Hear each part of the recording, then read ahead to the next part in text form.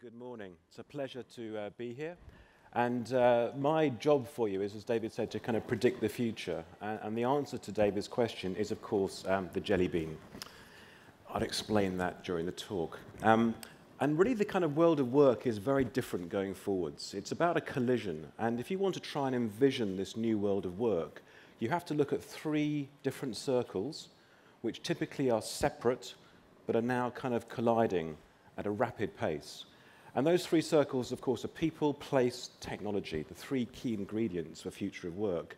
But for you all, the innovation, as David has said, comes from the overlaps. And that's what's new. If you look at where those circles overlap, that's where people are achieving huge amounts of innovation.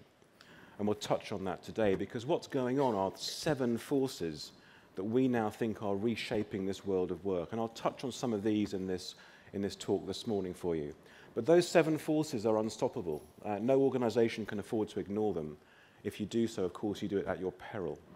So to kind of kick off, where do we start? Well, of course, you must look at the past, I think, to predict the future. And if you look at where the world of work has come from, what fascinates me is not much has changed for many people in many offices around the globe. This wonderful shot from Tati's film is still live and well. I still see cube farms in North America where people in little boxes are kind of supervised and watched at work. And managers like to watch the backs of people's heads. And the idea that work can only take place at this thing called a desk is still really real for many companies, isn't it? Unless you're at your desk, how can you be working? The premise is that has much changed since our parents and grandparents first came into this thing called the office, which of course was the adjunct to industrialization. It was based around Taylorism, time and motion, efficiency, and of course we've been anchored to this piece of wood by this. Yeah? So we haven't been able to liberate most people from this kind of thing called the desk, this lump of wood, mainly because the telephone and the typewriter, now the computer, is anchored down. In effect, in today's office, you don't call a person, you call their desk. You're dialing a desk or a room to speak to somebody. So in this presentation, I'm going to predict the death of the desk phone altogether. I don't believe we'll have any phones anchored down to bits of wood in the next few years. So when you talk about this new world of work, you can think about new ways to think about how you organize work. And the financial directors love this. Talk to their CFO, and they get really excited, and they say, this is great. We can just get more people in, can't we? We can just get more people into less space, and we can really squeeze the footprint because, thinning down of technology is with us. So you've got to sit back and say, well, hang on. We've evolved to some extent, haven't we? We've come a long way as humans. What is next? What's our next trajectory as we head to this new world of work? And what's clear is that technology is now no longer confined to the office. The office was the container for technology. That's now moving, and we are in this era of mobility, what I would call synchronous or unconscious connectivity, where in between now the home and the office, you can work effectively. And actually, video is the next big bastion to get right. So if you talk to a CIO or an IT director, they now are scaling up that 75 to 80% of their network traffic will be video in the next 5 to 10 years. And we are going to have a massive growth in effect, ad hoc video between people internally, externally. So the first kind of part of this is that we are moving from this world of supervision and people being kind of present at the desk to a very different world where we're seeing people much more empowered and measured by outputs and results and not inputs and time spent. And that's kind of suiting this range of generations that are now occupying the workplace. Millennials don't tend to want to work in the way that we've worked in the past. And we're now looking at 4, if not 5 generations concurrently at work at the same time. So of course what that means is you cannot be looking at the office as a homogeneous entity. It can't be one size fits all. I was in Seattle a few weeks ago, and Boeing now have no retirement age at all. Who wants to guess? What's the oldest employee at Boeing today? How old are they? Any guesses? 82? Keep going. Keep going. No, not quite. 92 is the oldest employee that turns up to Boeing. Large organizations, for the first time, are doing a few things. They are saying, let's remove email overload, and let's instead pose things like questions on web discussion forums. And the finding from this research said that when you pose a question to your global 100,000 people, the answers come back, and half the answers came from people you didn't know inside your corporate. And the most useful answers came from the people that you didn't know. So the guy that showed me this, head of knowledge, said, you invite the wrong people to meetings, don't you? Because the people with the best answers aren't there. Today, they're in different buildings, on different floors. They come together in meeting rooms. Tomorrow, you could look at that and say, let's put them together in the same space for 2 months. And that's the way things are going to head. We're going to see the real business at work live and change the way we accommodate it. And our friends in the Netherlands have jumped on this earlier than most. KLM will now let you book a seat, not based on window or aisle, but based on your Facebook or your LinkedIn profile and friends. So you can say, hey, that person's on the same flight as me. I'm a #1 connection on LinkedIn. Let's sit together. Good or bad? Maybe there'll be Tinder Flights in the future. You know, who knows where this is going to head. But you know, you're going to meet new friends. You know, and I think the same thing will happen in buildings. And we think that will now be used in property to change the nature of how you accommodate it. And physical social networks will soon emerge. So I just picked an Australian bank. This is Macquarie's London building. And it's a stunning environment where they've ripped out floors and built this incredible physical social network. And that's where your jelly bean starts to come from. When two people come into the space, the building knows they've arrived, it knows they've got something in common, it sees their jelly bean, which is the corporate presence icon, and says, hey, let's connect the two of them together. And I'll come back to what else will happen, but you can see why this will be real. Marissa Mayer and many others are saying we want people back in buildings so you get the interaction and the innovation. And of course, this is being driven by technology. You cannot ignore emerging technology because you do so at your peril and change it forever. So why is it now? It's this kind of only now, only in this year and next year are all the ingredients in place to create this perfect storm. And one of the core enablers, of course, is this thing called the cloud. And you all use the cloud. There's a myriad of now cloud-based services out there. You use Flickr, you use Dropbox, you use Google, of course. But the interesting stuff is now things like platform and infrastructure as a service. And why is this different? Well, there's no CapEx. Software has become, in effect, free. You pay per use. It's a consumption model. So all you're doing is you're paying per person, per week, or per month. And we think the same thing will begin to happen to property. What we're seeing today is that most companies are moving from where we are, on the left-hand side, to the middle, where they're removing about 10 to 30% of their overhead by adopting agile and activity-based solutions. And that's a reduction in both CapEx and OpEx. What I'm now hearing from customers is they want to variabilize property costs and make it much more aligned to how people work. And that's the very beginning of something I think that's very new for the future. And what this means is that actually property looks very different.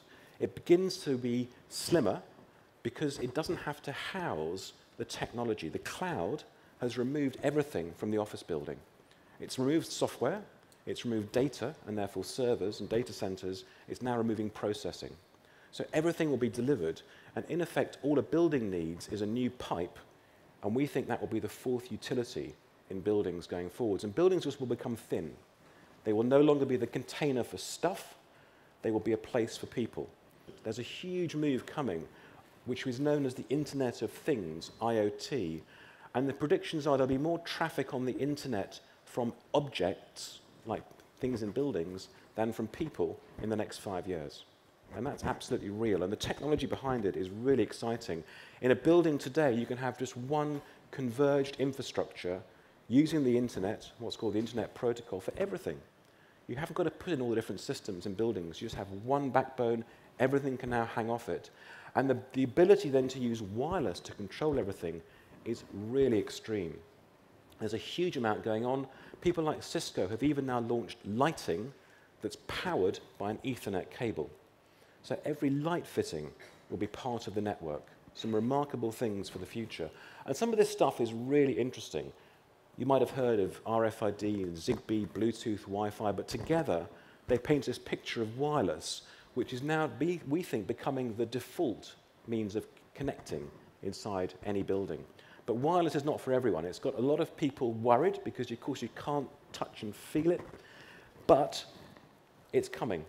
And buildings you look at, this one in Hong Kong, you know, unless in the lift it says this is a 4G LTE building. And when you look at the miniaturization, when you dismantle, if you want to, one of your iPhones, there are 3 ingredients inside this: the barometer, the gyrometer, and the accelerometer, which are these miniaturized components which are going to revolutionize behaviors in buildings, because the building will know who's passing, where people are. It will react to people in real time very quickly. To begin with, for things like wayfinding, but here a breakaway from MIT called Sociometric Solutions are using those miniaturized components to measure where people are, measure the interactions with people. You can see on the floor plate, it's tracking individuals, seeing how many bumps or interactions they are having. It can even listen to your conversations and see what you're saying and record and manage your kind of performance through the amount of innovation you're saying and sharing with colleagues. And therefore, it tracks automatically individual and team performance. And people like Bank of America are trialing this. This is being taken seriously by big businesses. Big Brother, obviously, but, you know, strange future. And in Singapore, you can now use your smartphone and you can know exactly where you're standing on the floor plate. You can actually see what desks are free and not being used without a booking system. This is all done automatically through technology. You can check in either by touching a little reader or by logging into the network. And of course, the new iPhone 6 has this technology built into it. It has this thing called NFC, Near Field Communication, that's being used to begin with for Apple Pay. But they've announced, I'm not sure here, they've announced in North America something called HomeKit, which is their foray into the smart home. So Apple will very soon dominate smart homes, connected environments for residential. The next era will be dominating the workplace and other environments. So we're heading towards an era where everything is connected through the Internet of Things, and you can do stuff like find an expert and all this kind of stuff. It's all now available. But what they're doing now is overlaying Yammer and Twitter onto the people in real time in the space. Now that's quite remarkable. And what I'm being told the secret of this is it's about what they call engineering serendipitous encounters. What does that mean? It means that if I come into a future Mirvac building and David's come in for a different meeting, we're both in the building says, hey, these 2 people have arrived, it knows that. We then go on to Yammer and we start talking about something like a green roof. It says, hey, they're talking about the same thing, they're in the same space at the same time. I'm going to connect these 2 people and say, you might want to get together. So that's what's going on. Buildings will have intelligence to link people together and create the bumps or the interactions, which are what knowledge businesses want. And this will be available with people here in Sydney, we reckon, next year. There are people who are doing this in this market and elsewhere in the world. And therefore, we're seeing these kind of digital bubbles over buildings, campuses, even cities, where everything is kind of connected and talking and interacting. And of course, it's being led by amazing new technology and huge amounts more to come. And Link here tells you your colleagues, and you can see the color by each person's photograph. Well, that's your jelly bean. And today, the jelly bean changes color because you tell it you're in a meeting or you're available. Tomorrow, it will just be intelligent, and it will change color. We'll also see what I call contextualized presence. It will show you people based on what you're doing. So this will kind of come very quickly. And the trigger for much of the innovation will be things like this. This is a Word document, and you can see on the right-hand side, Terry and David are working together synchronously on different paragraphs in the same document, and their jelly beans are both green. So this is about what they call co-authoring. And this, again, we think will come quickly and change the nature of digital work. You can no longer print out a document, mark it up, and pass it on. You have to work synchronously on screen. And therefore, screens will become more advanced. We're going to see remarkable advances in displays. And these things are real, they're working, and they're incredible to use. These are multi-touch visualization environments where you can drag and drop and impact and interact with information. And we think these will be commonplace in the next 2 or 3 years as the price comes down. You'll be able to walk up to a screen, full size, talk to somebody, look them in the eye, interact with information. And I think for the first time ever, we are seeing this real match between technology and what's going on in workplace. Because, of course, in workplace, people have said to me for the last 10 years, we want more agility. And ABW has, of course, taken off here. But it's been done in a very limited way. If you can see all this technology coming and match it to kind of workplace, a very different paradigm is coming forwards, and one which is about people. Because, of course, the future of work is about the kind of the human being and what is best for people. And as you're well aware here and elsewhere in the world, we're now being shown that sitting is the new smoking. And we're sitting down for 11, 12 hours a day on average, which is giving us huge issues in terms of health, obesity, diabetes, and so on. So anything around walking and tracking people's activity in buildings is good. So we're now seeing a range of new environments, and just to kind of wrap the talk, I want to share with you my favorites from the next book I'm researching. So I'm looking around the world, I'm seeing hundreds and hundreds of interesting buildings, and I'm seeing phenomenal innovation everywhere. One of my favorites is now Capital One in San Francisco, the bank branch of the future. So they've just taken this and made it remarkable. It's in the middle of the financial district in San Francisco, and this bank branch is no longer a bank. There's a Pete's coffee shop, there's an art gallery, it's over 3 floors, anyone can use it, there's a co-work space, amazing Wi-Fi, and you can also buy a mortgage. So you can get great coffee and you can get a mortgage. It's been so successful, and whenever I've been there, the buzz is amazing. Upstairs, they've now opened Capital One Labs on the 3 floors above this bank branch as the place for digital innovation. So young digital engineers are coming in and working there because they won't go and work in the corporate building. And a project that we've just finished for private equity is very interesting because what we're now hearing is about imposed density. People actually want to be together. The resting state should be togetherness in offices. Back to kind of not kind of office benches, but just kind of dining tables and furniture that people actually want to sit at. And when you want a large screen, when you want somewhere great to go and work, you go to that place which is nearby with the right technology, and you can dock it with just one cable now. And of course, then there are many, many examples that we're seeing which are about the human scale. Here at MIT in Boston, changing the nature of a kind of a cluster, integrating makerspace with work, with offices, and so on. So these are the kind of spaces people actually want for the future going forwards. People want to be together. Then I think you can see other innovation. Most people say, well, can banks be innovative? And this is one of the oldest activity-based settings in the world. It's actually a Rabobank division called Interpolis. It's their insurance division. So here's a main insurance company in Europe, 3,500 people. It's not just about not having an allocated desk, but it's not about desk sharing. They've moved so far in 20 years that what they have resembles something very different. Each space is rich, varied, they look different, they have different functions, they're attractive to people, and they've become the #1 employer of choice. So the world is changing. There are many, many other case studies, but we're seeing big corporates seeing the benefits, integrating those 3 circles, bringing people, place, and technology together, sitting back and saying what is really needed, given all the enablers, and the competitive advantage you can achieve through emerging technology we think is huge and will carry on accelerating. So I'll leave you with this thought, and you must obviously choose what color is your jelly bean. Thank you.